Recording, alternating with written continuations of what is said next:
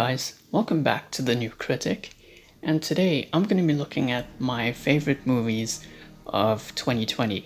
So 2020 has been a really crappy year for pretty much everybody around the world due to the ongoing COVID-19 pandemic. But that doesn't mean there weren't some good movies here and there. Yes, all the ones that I wanted to see were pushed back to next year, but at the very least, we're still gonna get to see them anyway. Now, I haven't seen that many movies this year because, aside from all the ones I wanted to see getting delayed, I had spent more of my time binging certain TV shows and developing some reading habits, because why not? So this is gonna be pretty much a top 5 video, but there will be some honorable mentions at some point. So yeah, let's get into it. So coming in at number 5 is The Invisible Man. Now, when I saw trailers for this movie, I didn't know what to expect, and I think pretty much everyone thought this was going to be a huge clunker and a potential stain on the career of Leigh Whannell. That being said, we were all proven wrong. Leigh Whannell has done it again. So in the movie, Cecilia Cass, who's played by Elizabeth Moss, believes that she is being stalked by her dead boyfriend, who she had an abusive relationship with, and there's a possibility that he may have somehow acquired the ability to become invisible. That, or she's just hallucinating, or something to that extent. The attempt to modernize this classic story was executed perfectly. The mystique of this movie's version of The Invisible Man was very effective, and the payoff for that mystery was the icing on the cake. And underneath the surface, this is a story about how people can easily be tricked into abusive relationships. Elizabeth Moss gave one of the best performances of her career, in my opinion. I will admit though, there are some star characters, and the last act could have done with a bit of action, because the action in the movie was incredible, as well as the tension, the suspense, the cinematography, the visuals, pretty much everything. This was one of the last few movies to be released in theaters worldwide before the pandemic started, and thankfully it was released on VOD not too long after that, and I got the chance to see it, and I loved it. And I'm gonna give it an 8 out of 10, and that's my number 5. Coming in at number 4 is The Hunt. Now, this was a very controversial movie because it was pushed back to early this year from late last year because of the Dayton and El Paso mass shootings. And the movie itself received a 57% approval rating on Rotten Tomatoes, but this is obviously for political reasons, not because of the movie itself, because the movie showcases both the left and right-wing Americans, as they call them. As I've said before, I don't do politics, but yeah, that's what they're calling them now. And even Donald Trump criticized it for its perceived bias. That being said, controversy aside, the movie was incredible. It did a great job at satirizing both left and right-wing Americans, as well as certain aspects of American politics. It doesn't force you to choose sides. You know, it doesn't make everything seem all black and white, even though there's a hero, there's a villain, and stuff like that. It's relentless, it's over the top, it's bloody, it's action-packed, it's hilarious. The only thing I didn't like was that they kind of did a bait and switch with one of the actors where you think they're gonna have a big role in the movie and they don't. But other than that, this is one of the most unforgettable experiences I've ever had, and I'm gonna give it a 9. And hey, if you like the movie, that's great. If you hate it, more power to you. After all, one of the posters does have the tagline, "Decide for yourself." So yeah, it's up to you. Coming in at number 3 is Bill and Ted Face the Music. Now, I didn't grow up with the original 2 movies, but I did check them out in time for Face the Music.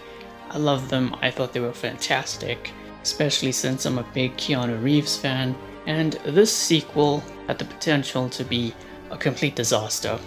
But it was the total opposite, and it's the kind of movie we need now in such challenging times. In this movie, Bill and Ted have to write the world's greatest song in order to save the universe. While Bill and Ted are much older now, they still feel like the same Bill and Ted from all those years ago. Their daughters are in this movie and they go on their own little journey through time, and it's so much fun. The humor is fantastic. It's the classic deadpan Bill and Ted humor. If that's not your thing, that's cool. And visually, the movie is beautiful to look at. The only thing I didn't like was that the big payoff for the entire movie could have been better. Like, the song that they chose to go for, it's not the best song in the world. The last act feels kind of rushed and it ends very abruptly, and I wish they had dedicated a little bit more time to that. But overall, it's one of the most enjoyable comedies ever, in my opinion. It's one of my favorite Keanu Reeves movies. It's the best Bill and Ted movie since the original, and I'm gonna give it a 9 out of 10. Coming in at number 2 is Bad Boys for Life. This movie had so much going against it. It was released as a January movie, which means it could have been potentially sent out to just die, like the studio had no confidence in it. It took a long time to make, so the script could have been something they had written years ago and just would not work today. Recapturing what made the first two movies work in the first place, while also, bringing in a new generation of fans is hard to do. But with all that being said, the movie totally surprised me, because the first two are good. They're not great, they're not the best buddy cop action comedies of all time. There are much better ones, but still, they were fun. This, however, is far superior to those two movies. It's actually the best installment in the Bad Boys franchise. At its core, it's a Bad Boys movie, but it still feels new, it feels modern, it feels fresh. Will Smith and Martin Lawrence's portrayals of Mike Lowry and Marcus Bennett were fantastic, and in fact, Martin Lawrence is the one who really stole the show. The action is some of the best I've seen in the franchise, and it had a genuine story. I do have some nitpicks with it. One of the big action scenes had some noticeable green screen work, and they used CGI to cover up stunt doubles, and we never got any Wusa references. But other than that, it was incredible, it was a blast, and I'll give it a 9 out of 10. Now, before we get to my number 1, here's some honorable mentions. I'm going to go over these very briefly. Firstly, Birds of Prey. This is the 8th movie in the DCEU, and it was surprisingly good considering how Suicide Squad turned out. It had great action, its depiction of a post-Joker Harley Quinn was handled really well, topped off by Margot Robbie's performance, and the visuals were really dazzling to look at. Some people argue that the movie was absolutely woke. I disagree on that, and even if it is, it wasn't so woke that it came off as cringy and pretentious or anything like that. I will admit that the plot is somewhat generic and messy, and the characterization is kind of thin here and there with certain characters, but overall, it was a blast, and it's one of the best movies in the DCEU. It's like an 8 out of 10. Capone is another one. This was a focus on the last few days of Al Capone.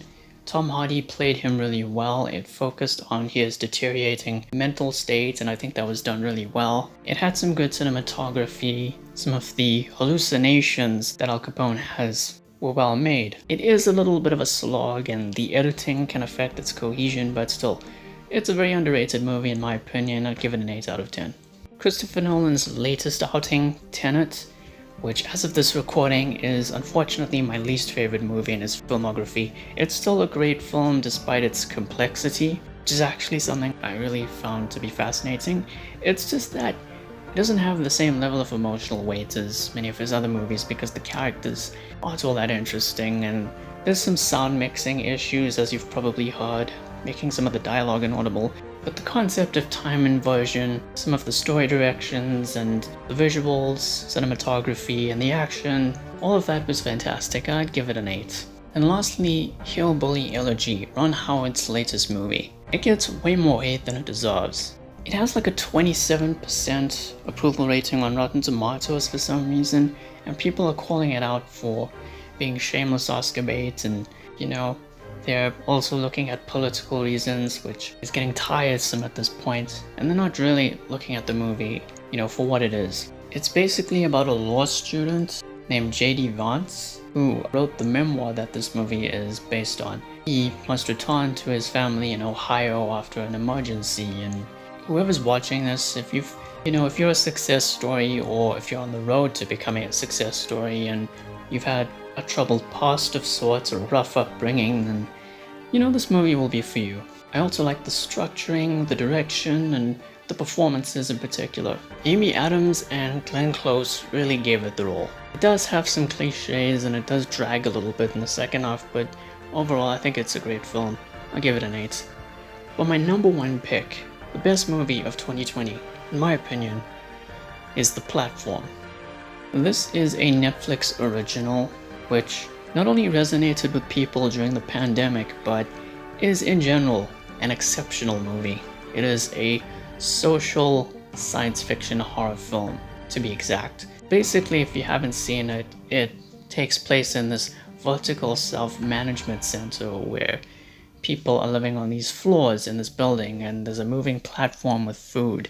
And the people at the top, they get the food first, and people at the bottom get all the leftovers. It kind of reminds me of how when the pandemic first started, people were practically rationing as much food as they can before, the lockdown happened. Lockdowns around the world, that is. I pretty much loved everything about the film. Its message about how the importance of fair distribution of wealth is around the world. The visuals, the characters, the themes, the ending, the acting. If you're gonna watch this on Netflix, watch it in Spanish. It's much better in Spanish than in English. Galder Urrutia, I believe that's how you pronounce his name. I hope we get to see more from him in the future as a director. And for all of those reasons, this is a masterpiece of a film. I'd give it a 10 out of 10.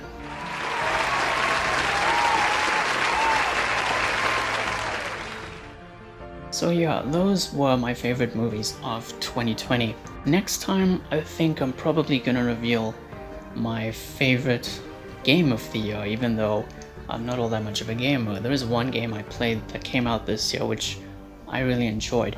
I haven't finished it yet, but I'm having a blast with it. So thank you all for watching. Please be sure to like the video, share and subscribe, and hit the notification icon. Be safe during this time, enjoy the festive season, happy holidays, and I'll see you soon.